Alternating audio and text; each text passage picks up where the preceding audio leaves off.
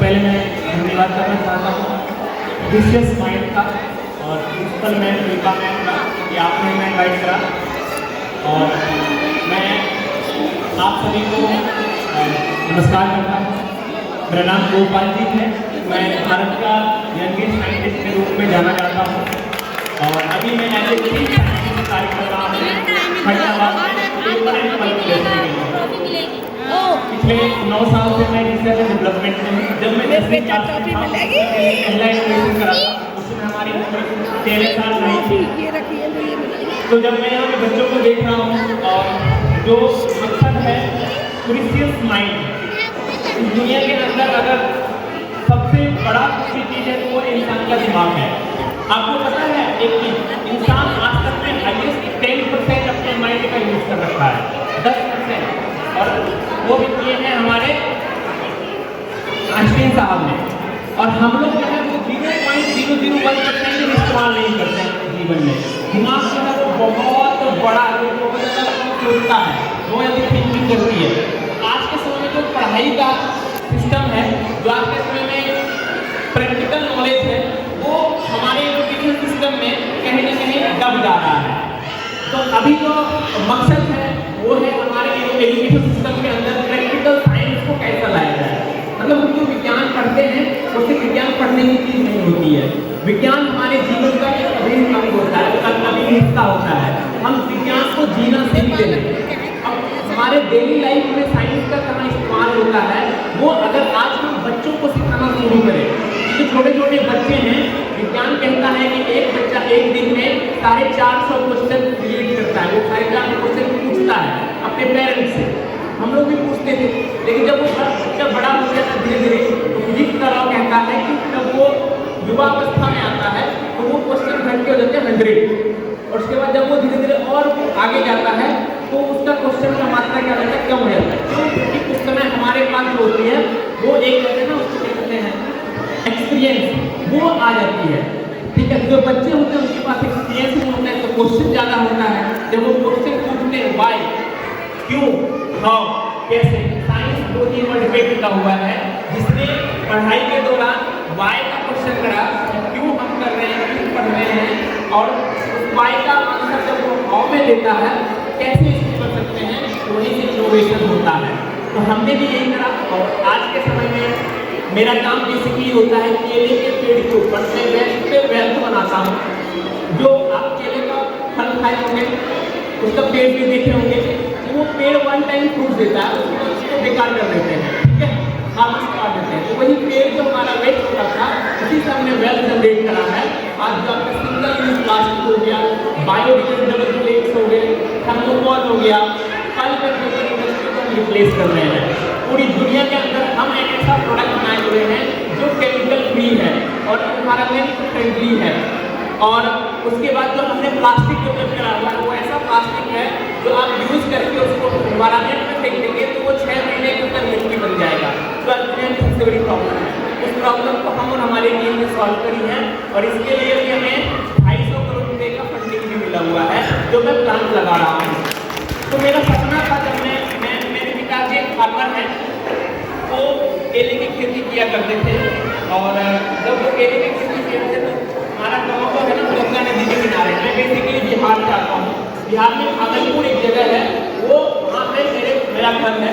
लेकिन पूरी पढ़ाई जो है 12वीं तक की वहीं से करी। तो क्या हुआ, एक बार 2008 ईस्वी में क्या हुआ, गंगा नदी के किनारे रहने की वजह से हमारे गाँव में काफ़ी बाढ़ आ गया। हमारे घरों के ऊपर से पानी बह रहा था। ठीक है, तो हमारे पिताजी ने केले की खेती करी थी, पूरा डूब गया था। उसके बाद क्या हुआ कि सभी का हालत जो होता है वो बहुत दयनीय हो गया था। मतलब खाने के लिए खाना नहीं था किसी के पास, हफ्तों तक हम लोग भूखे रहे थे। तभी मैंने ये सोचा था कि केले का पेड़ डूब गया, इसका ये सड़ जाएगा, इसका कोई यूज नहीं है।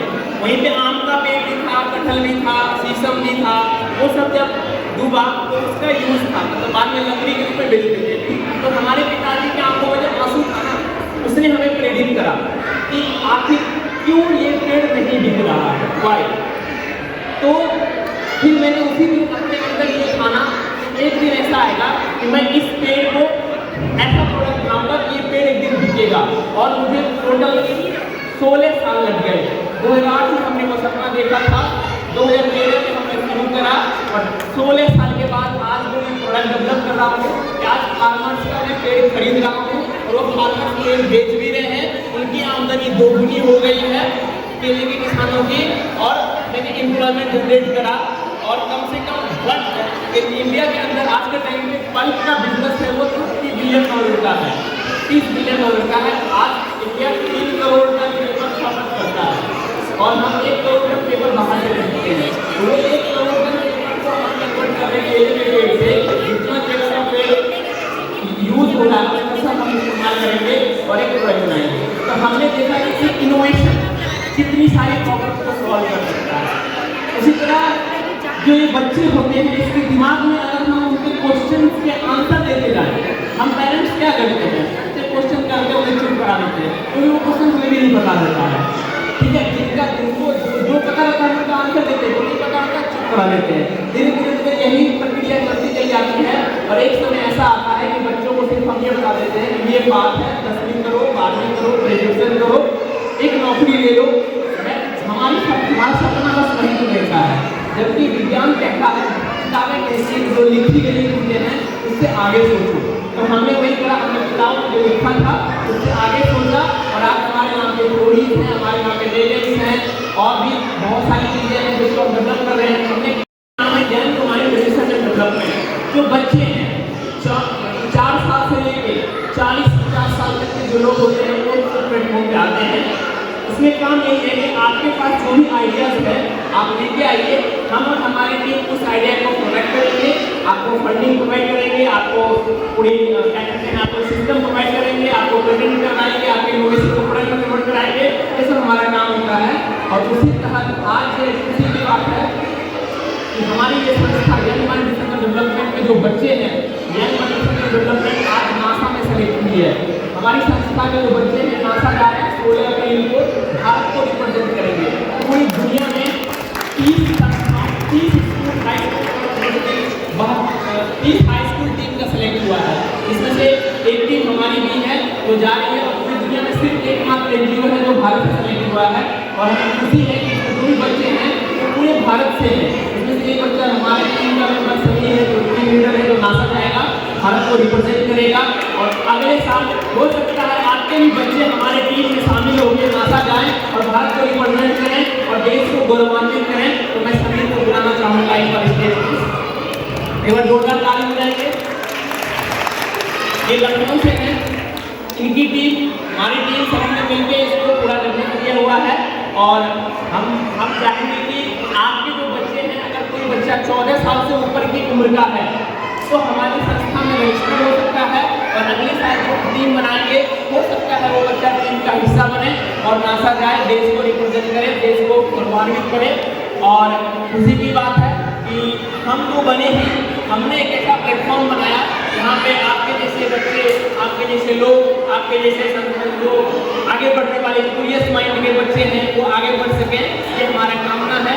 एक दिन हम रहेंगे, आना रहेंगे, लेकिन हमारी ये सोच रहनी चाहिए, हमारी ये सिस्टम रहना चाहिए जिसपे चल के बच्चे आगे चलकर वैज्ञानिक बने और देश का नाम ऊंचा करें। यही एकमात्र जो हमारा सपना है।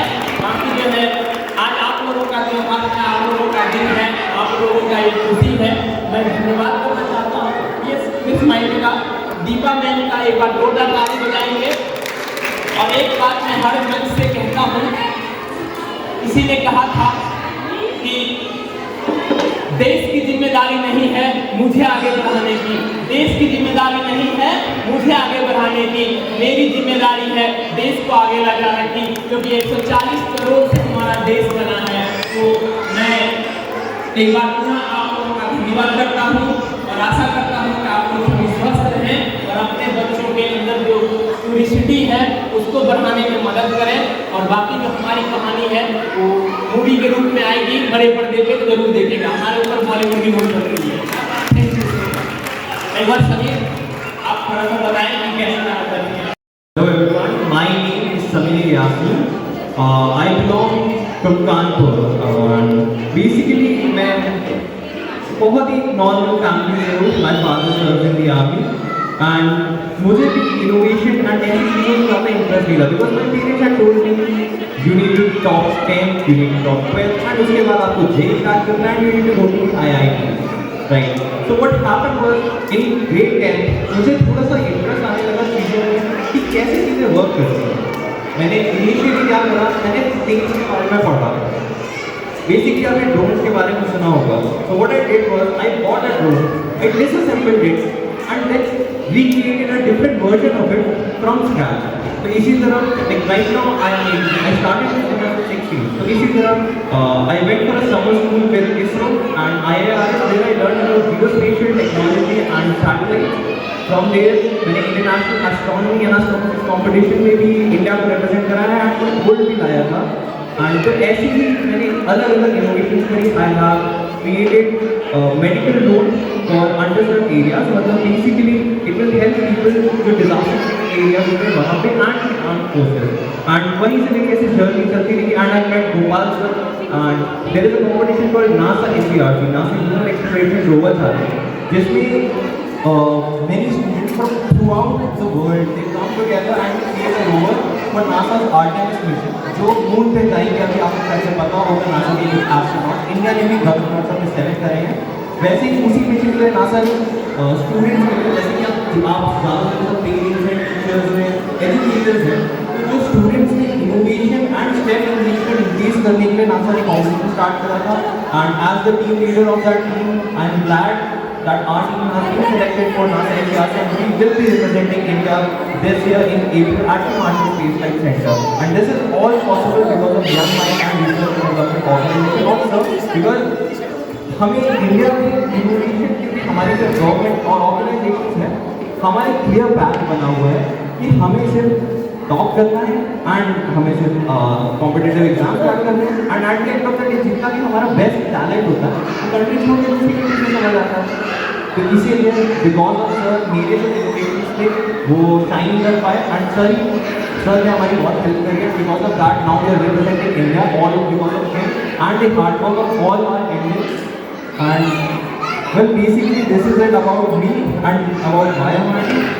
आई बिलीव जितने भी यहाँ पे छोटे बच्चे हैं, लेकिन पेरेंट्स मैं उनसे बस यही बोलूँगा कि आप अपने बच्चों को सिर्फ पढ़ाइए, that is not wrong, but they should take an understanding of practicality from it. तो ताकि वो नए इनोवेशन करें, ताकि नई चीज़ें सीखें एंड उससे हमारे देश के लिए खुश हों। This is all I wanted to say. Thank you everyone.